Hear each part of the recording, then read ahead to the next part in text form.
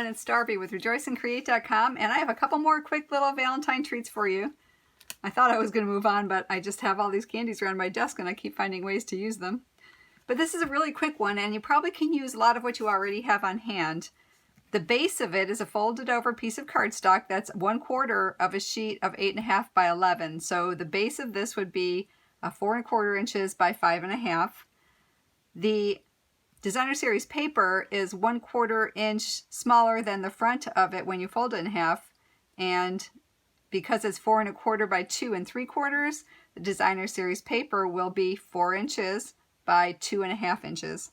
Now I used another piece of paper or cardstock for a little bit of a frame,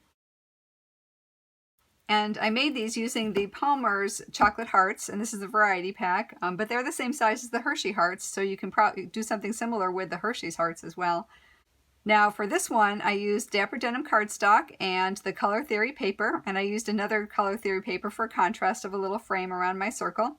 For this one, I used the Early Espresso cardstock and the Wood Textures Designer Series paper. I used a 1 3/4 inch circle punch to create the hole both in the front of the folded part as well as the inside of the frame, and I'll show you how to do that. And for the stamp set, I used one from Simon Says Stamp that is Really Like You, 101714. It says, I really like you, you're my favorite, love you, a few other ones, and I used that for this one. And I kept the heart in there using just a little piece of plastic wrap. So if you have the cling plastic wrap, probably just about maybe 3 inches by 3 inches will do. And I'll show you how I did that one as well.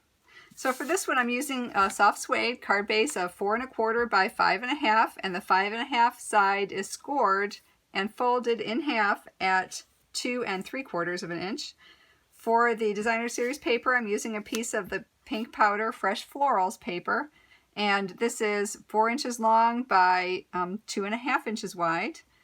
And for the frame, I'm going to use one in white, and I'll show you how to cut those in a minute. So you just need a scrap of Whisper White that's big enough to accommodate whatever punch you're going to use. For the stamp, I'm going to use the Love stamp from the Labels to Love from Stampin' Up. All right, so let's go ahead and get going. All right, so your 4¼ by 5.5 inch piece is folded in half at 2 3/4. And if you want to round the edges, now's the time to do that once it's folded. I have my Designer Series paper that is 2 inches by 2.5 inches by 4 inches, and we're going ahead and glue that on. And I want to glue it pretty well. If you want to use the any kind of the tape runners, you're welcome to as well. Just make sure you glue it well because you'll be punching a hole out of it and you don't want the edges to fall apart. So let me center that in there. All right. Now I find the easiest way is to take a scrap piece of paper and punch out my 1 3/4 inch circle, and I use that as a template. Make sure I punch it the right place. Just go ahead and put a little bit of adhesive on there and kind of center it, and you can do this either vertical or horizontal, but this one we're going to do horizontal, and I would center that in these 3 sides so it looks pleasing. And then take your 1 3/4 inch punch and just line that up on the template and punch it out. Now if you're good at just eyeballing it without using the template, go right ahead. If you're using these for kids, a lot of times they'll just tear into it to get the candy and the Valentine will be gone anyway, so that's not a big deal to be a little bit off. All right, so the next thing we're going to do is to stamp our sentiment, and I'm going to use, I have the Love sentiment mounted. I'm going to use the soft suede ink and center it over here. Make sure I'm right side up. Yeah, there we go.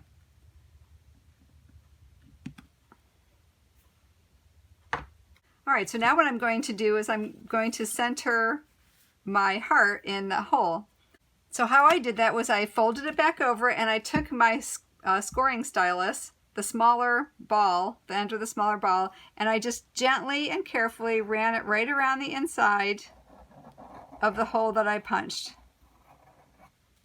And that gives me a place where I know I can put my heart and how to line up the adhesive, but it doesn't leave a mark as if I would use a pencil or something. All right, so in order to get my saran wrap on, I just took some adhesive and went right on the edge of that score mark I just made. Try to get as close to the edge as you can, or close to the score mark rather, as you can. All right, oh, maybe on the bottom a little bit. So you can see, so maybe you can see that right around the score mark that I made, I have adhesive all the way around. That's going to hold the saran wrap. I'm being proprietary here. That's going to hold the cling wrap on around my heart. All right, so I'm going to put this heart right in the center, and I'll put it the direction, because I'm doing horizontal, I want that heart to be up that way. And I'll take my little piece of saran wrap, and I'm going to just tighten it right over my heart and land it in the adhesive on both sides. And then I'll do the same thing on the top and the same thing on the bottom, and I'll just stretch it and stick it down.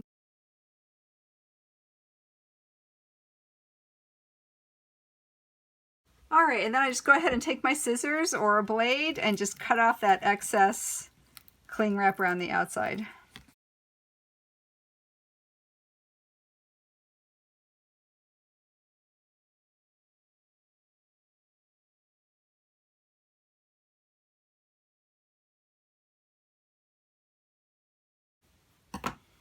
All right, one thing you'd like to make sure is that you have a bit of cardstock right on the outside of the plastic, because you want, when it folded over, you want that cardstock to be able to hit cardstock all the way around, so it'll give you a really good seal. All right, so now that I've got that down, we're going to use some Tombow, and I'll just go ahead and put it all around on that top part, paying attention to getting it around my circle and right on the edges.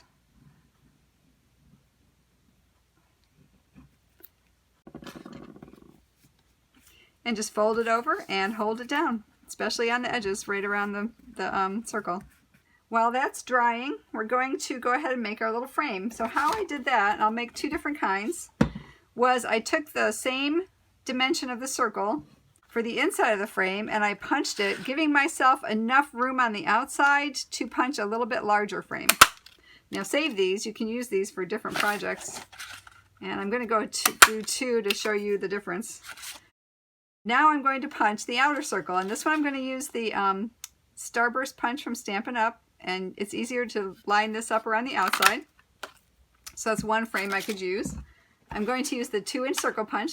If you're using the framelits, just use the next larger framelit that looks good to you. And center that around there and cut that out. So let me show you what both of those look like. Here is the Starburst punch, and I think that's rather cute. That's probably the one I'm going to go with. And here is the just circle around there, which makes a really nice, gives you a definitive edge around your heart. Now, if you have another one, this is actually, I believe, a retired one, but I do not get rid of punches. I love my punches. And I have a 2 3/8 inch scalloped circle with the big scallops that I used, and that would be a very pretty one as well. I really like that one. But I'll go ahead and go with the Starburst one today. But use whatever you have around. So let's go ahead and put a little bit of Tombow on it, or glue, any kind of adhesive you want. I find the Tombow easiest for this part of it.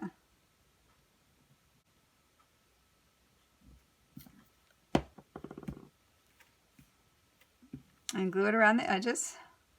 We'll hold that down for a minute.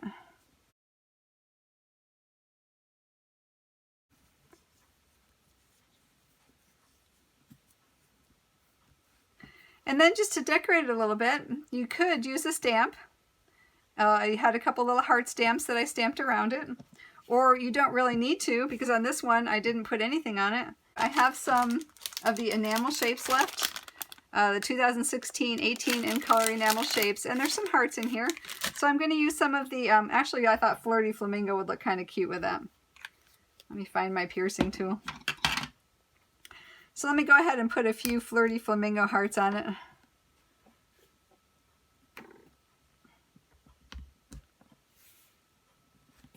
So I hope you enjoyed the project and give it a try. And subscribe to my channel so you can receive notification of new videos as I post them. If you need more information, go to rejoiceandcreate.com. And as always, until we meet again, I hope your days are blessed. Bye!